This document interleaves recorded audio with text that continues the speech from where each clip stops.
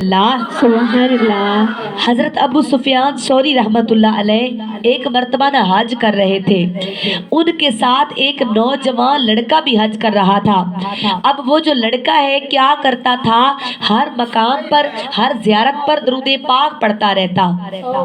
حضرت ابو سفیان ثوری رحمت اللہ علیہ نے پوچھا کہ اے نوجوان لڑکے، میں نے تجھے جس جگہ پر دیکھا، جس مقام پر دیکھا، جس زیارت پر دیکھا تو درود پاک پڑھ رہا ہے، کیا تمہیں اور کوئی وظیفہ کوئی عبادت کرنی نہیں آتی؟ تو وہ کہنے لگا کیوں، آپ کون ہیں مجھ سے پوچھنے والے؟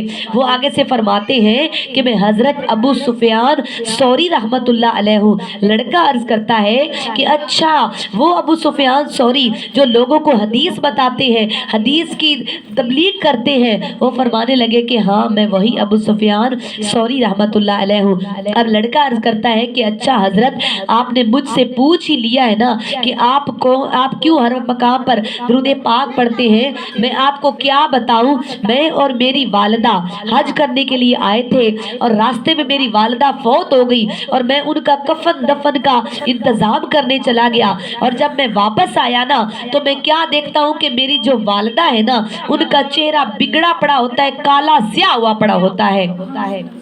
جب میں نے اپنی والدہ کا بگڑا ہوا چہرہ دیکھا نا تو میں پریشان ہو گیا، اتنا پریشان ہو گیا کہ میں رونے لگا اور روتے روتے میں بے ہوش ہو گیا۔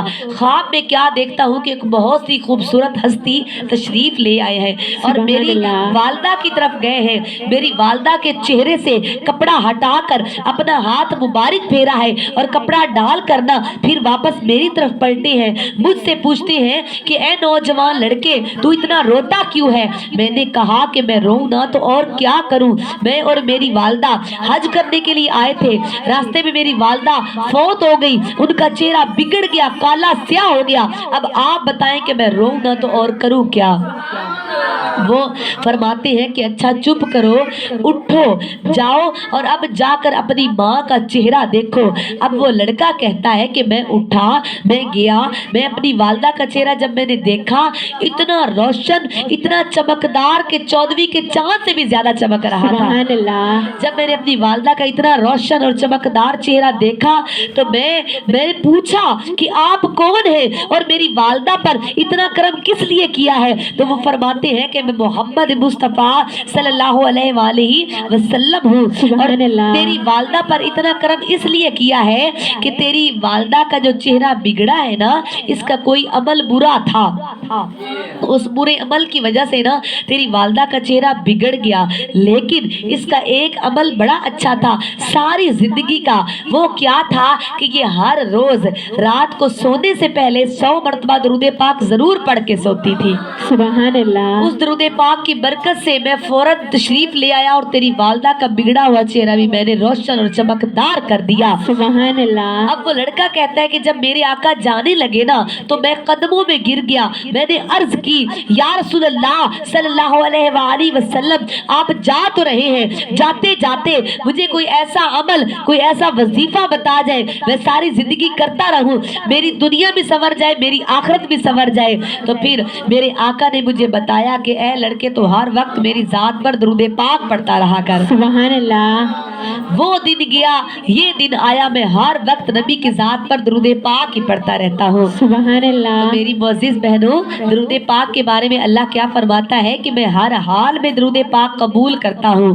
درود پاک جو ہے نا وہ کبھی رد نہیں ہوتا، ہر حال میں قبول ہوتا ہے۔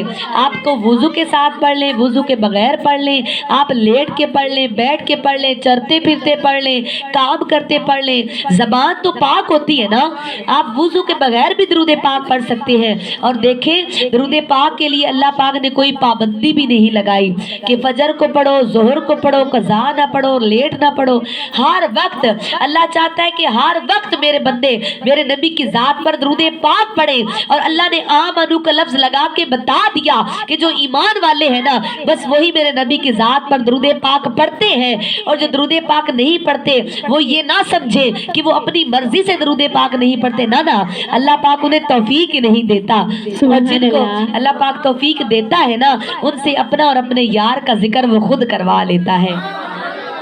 آج ہم جو محفل سجا کے بیٹھے ہیں نا یہ اللہ پاک کی توفیق کے ساتھ ہے. اللہ نے توفیق دی ہے تو آج ہم محفل میں آئے بیٹھے ہیں, آپ محفل سجا کے بیٹھے ہیں. اگر اللہ توفیق نہ دیتا تو نہ ہم آ سکتے تھے نہ آپ محفل سجا سکتے تھے. تو میری معزز بہنوں, میرے آقا تاجدار کائنات حضرت محمد مصطفیٰ صلی اللہ علیہ وآلہ وسلم ایک مرتبہ صحابہ کرام کی محفل میں بیٹھے تھے اور صحابہ کرام سے میرے آقا نے کیا فرمایا کہ اے صحابہ کرام, دنیا کے اندر جہاں جنت کی کیاریاں نظر آئے نا ان کیاریوں میں بیٹھ گیا کرو, اور جب بیٹھ جاتے ہو نا تو جنت کے باغوں کے پھل کھایا کرو, میوے کھایا کرو.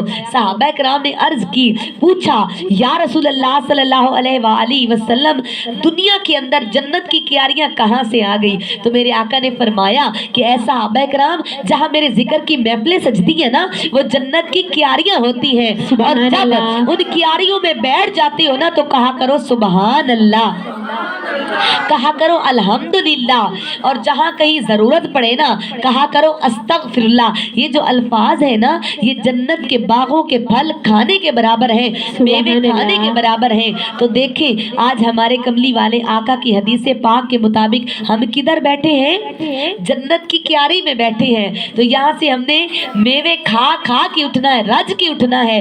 تو جہاں پر بھی میرے آقا کا ذکر آپ کو پیارا لگے نا آپ سب نے بولنا ہے سبحان اللہ. اور سبحان اللہ کا مطلب کیا ہے کہ اللہ پاک ہے. سبحان اللہ کا مطلب ہے اللہ پاک ہے. ہم نے بار بار اللہ کی پاکی بیان کرنا ہے اور اس کے بدلے میں